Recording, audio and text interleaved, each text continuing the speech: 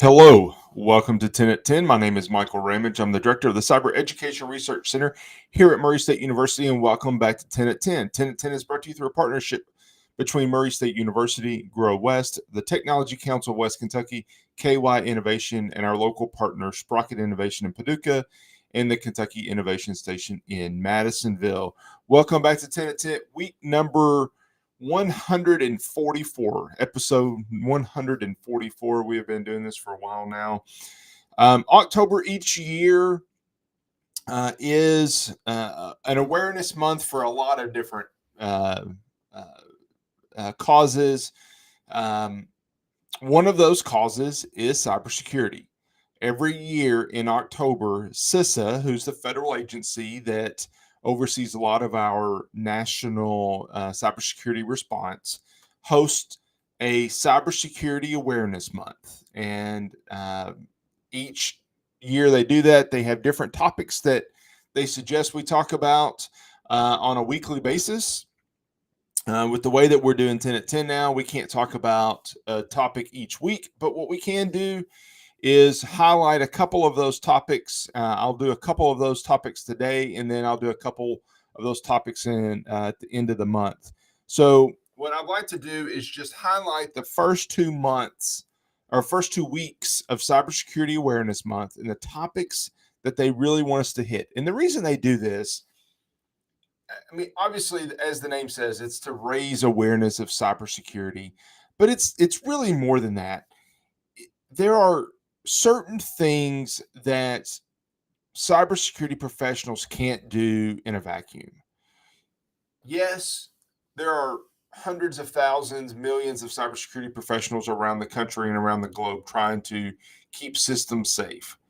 And they do a really good job, but there are far more bad guys trying to break into the system than the good guys trying to keep the bad guys out. If we're going to be successful, it's got to be a team approach.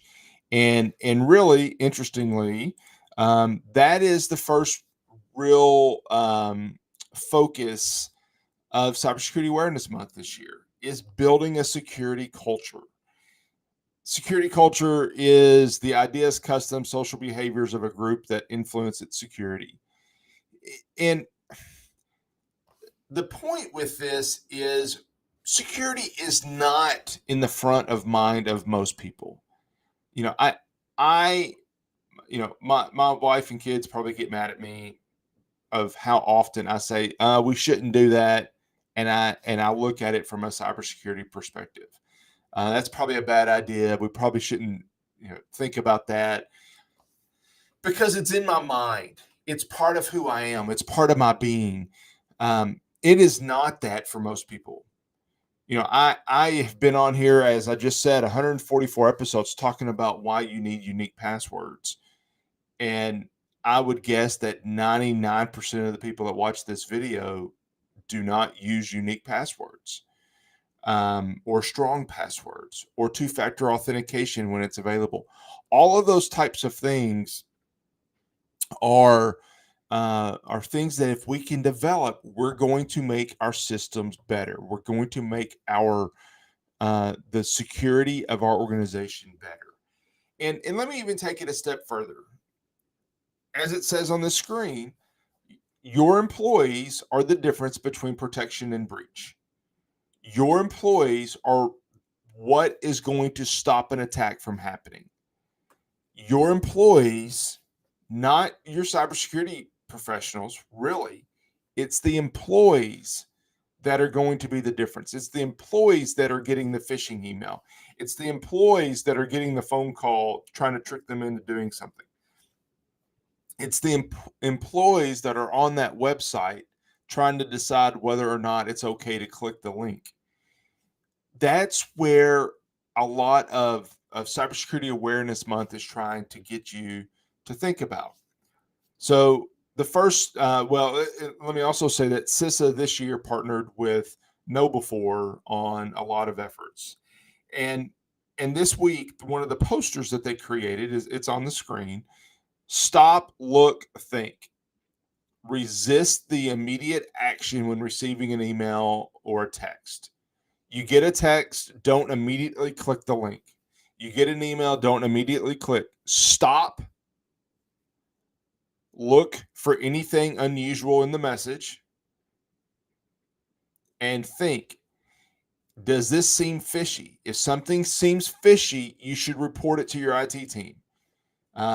In whether you're at Murray State or a small company, report it to your IT team. Because if you got it, you did stop, you did look, you did think, and you reported it. Did the next person?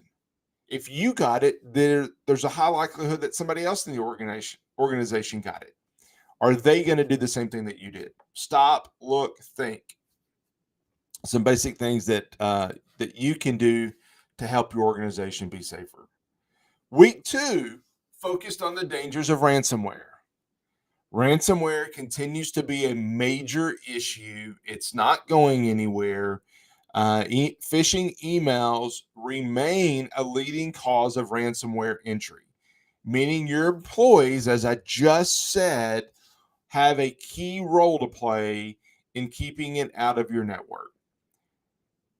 An employee, it could be your CEO, it could be a secretary, it could be anything in between, but somebody in your organization is going to receive an email that says, hey, click this. If you are convincing enough, then maybe it gets clicked. It happens so often, the odds of it happening to you are pretty high. So this poster that you see on the screen has 4 things that you should think about to help you stay safe. Actually, the title says, don't get locked out by ransomware. Back up your files. Back up your files. Back up your files. Let me say that again. Back up your files. Do not connect it to your network. Have an offline backup of your files. It could be in the cloud, but in a way that if you get infected with ransomware, it's not going to automatically infect your files as well. Only use secure networks. Only use secure networks, meaning if you're going to trust a website, make sure it's got the lock up in the corner. Make sure that it's a website that you have a trust in. If you're buying something online, don't trust a website that doesn't have a lock up in the corner of the URL. Keep security software up to date. While there is ransomware that is changing and evolving every day, one of the things that you can do is to keep your security software up to date. If that ransomware variant has been around, then it's going to detect it and block it. That's ideal. That's what we want to happen. It's not going to happen in every case, but every one of these steps is another layer of protection that you can add to yourself and to your organization. And then the last thing, and this might be the hardest thing on here, is never pay the ransom. Never pay the ransom. The guidance from CISA, the guidance from the FBI, the guidance from the Secret Service is never pay the ransom.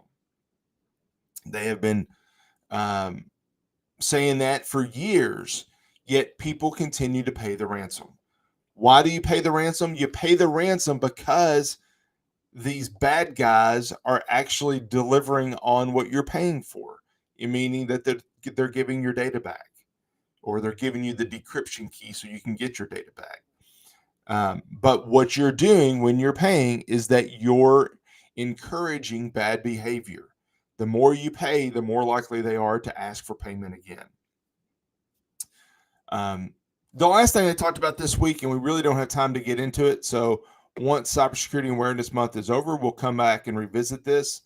It is looking at an email and seeing these are the red flags. These are the ways that I can detect that I am being phished. Somebody is attempting to social engineer me. There's a lot of tips to look at. There's a lot of things to consider.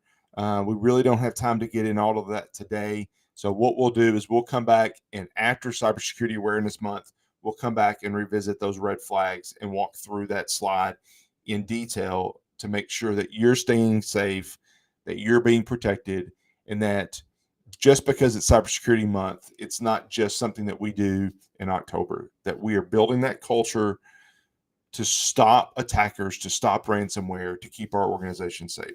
Thank you for joining in.